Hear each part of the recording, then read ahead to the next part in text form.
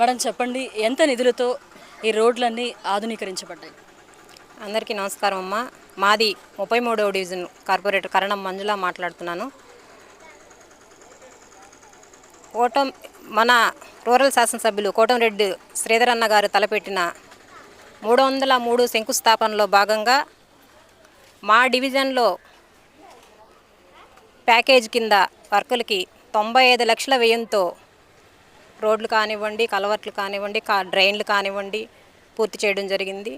ప్యాకేజీలో ఉన్నటువంటివే కాకుండా అదనంగా మరో 45 లక్షల వ్యయము మా డివిజన్కి ఇవ్వడం జరిగింది. వాటితో మేము మా డివిజన్ని అత్యంత సుందరంగా చేసుకోగలిగాము. ఎందుకంటే ఇప్పుడే స్థానికులందరూ కూడా చెప్పారు, గతంలో ఈ రోడ్లన్నీ కూడా చాలా దారుణంగా ఉండేటివమ్మ. చిన్నపాటి వర్షం పడితేనే వర్షపు నీళ్లు, మురికి నీరు అంతా చేరేసి పాములు కానివ్వండి, రకరకాలుగా అనేక ఇబ్బందులు పడేవాళ్ళు ఇక్కడ ఉండేవాళ్ళు. ఇక్కడ ఉండే ప్రజలు చాలా మధ్యతరగతి పేదవాళ్ళు నివసించే ప్రాంతం అమ్మ ఇది. ప్రజలు అనేక ఇబ్బందులు పడేవాళ్ళు ఇక్కడ. ఈ సమస్యలన్నీ కూడా మేము శ్రీధరన్న దృష్టికి గతంలో తీసుకెళ్ళడం జరిగింది. ఆయన ఏదైతే శంకుస్థాపనలకు శ్రీకారం చుట్టారో వాటిలో భాగంగా మా డివిజన్లో ఈ రోడ్లు కానివ్వండి, కాలువలు కానివ్వండి, డ్రైన్లు కానివ్వండి ఏమీ ఇబ్బంది లేకుండా కూడా మేము చేయగలిగాము. శ్రీధరన్న ఏదైతే చెప్పారో వచ్చే నెలలో వీటన్నిటినీ పూర్తి చేసి ప్రజలకు అంకితం ఇవ్వాలి అనేసి చెప్పడం జరిగింది. ఆ చెప్పిన టైం కంటే ముందుగానే మా డివిజన్లో మేము మా కాంట్రాక్టర్ని శ్రీధరన్న ఏ విధంగా పరుగులు పెడతారో అదేవిధంగా మా కాంట్రాక్టర్ని కూడా పరుగులు పెట్టించి అనుకున్న దానికంటే మా డివిజన్లో ముందే చేసి ఈ పనులన్నీ ముందుగానే పూర్తి చేసి ఇవ్వడం జరిగింది. అదేవిధంగా శ్రీధరన్న ఈరోజు చెప్పారు, గతంలో అయితే నాయకులందరూ కూడా శంకుస్థాపనలు చేశామా, టెంకాయలు కొట్టామా, కేవలం వాటికే పరిమితంగా ఉండేది. కానీ ఈరోజు అలా కాదమ్మా.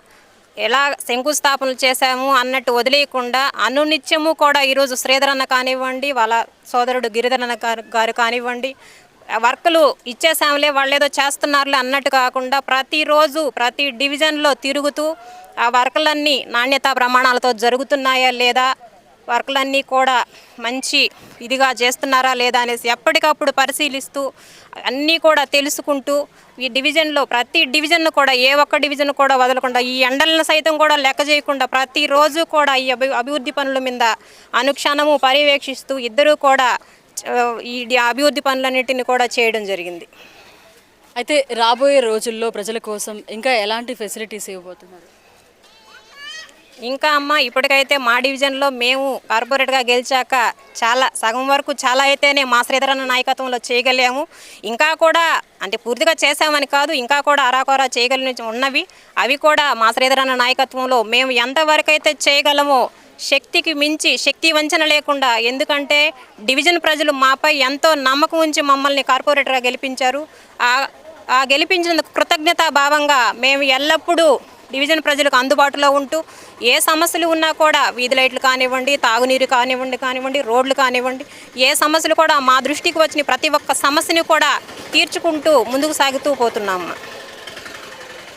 నెల్లూరులో ఏసీ బస్ స్టాప్స్ అనేవి ఇప్పుడు చూస్తున్నాము. ఈ ప్రాంతంలో కూడా ఏసీ బస్ స్టాప్స్ వచ్చే అవకాశం ఉందండి. ఎక్కడైనా అవకాశం ఉంటే ఖచ్చితంగా చేస్తారు. అయితే ఈ రోడ్స్లో లైట్లే లేని పరిస్థితి, ఇప్పుడు సెంట్రల్ లైటింగ్ కూడా వస్తుంది. సో దీని మీద మీరేమంటారు? చాలా సంతోషం అమ్మ. ఈ లైట్లు లేక ప్రజలు అనేక ఇబ్బందులు పడేవాళ్ళు. చీకట్లో వెళ్ళాలన్నా కూడా ఎంతో ఇబ్బందిగా ఉండేది. ఈ లైటింగ్స్ రావడం కానివ్వండి, ఇవన్నీ చాలా సంతోషకరం అమ్మ. ప్రజలందరూ ఈరోజు చాలా సంతోషం వ్యక్తం చేస్తున్నారు. ఎందుకంటే ఈరోజు రాష్ట్రం ఆర్థిక పరిస్థితి కూడా ఏమాత్రం కూడా బాగలేదు, అనేక రకంగా ఆర్థిక సంక్షోభంలో ఉంది.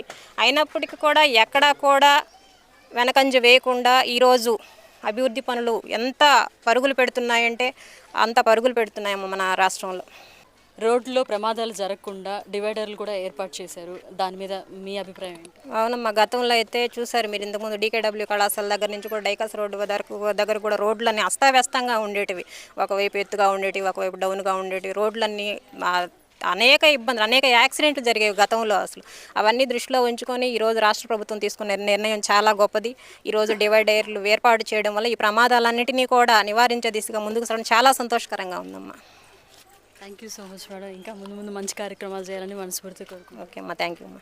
మరిన్ని అప్డేట్స్ కోసం మన HN9 టీవీ ఛానల్ని సబ్స్క్రైబ్ చేసుకోండి.